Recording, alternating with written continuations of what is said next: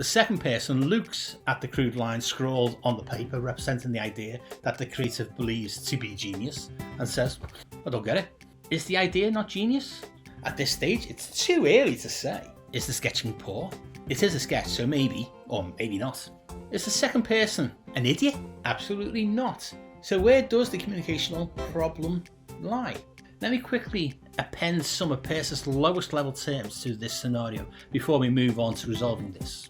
The creator makes a mark, a line, a shape, a colour. Iconic representation. This begins to crudely resemble the qualities in the idea. Romantic. This is sketched quickly on paper and is shown to another person. Quali sign. Let us unpack this.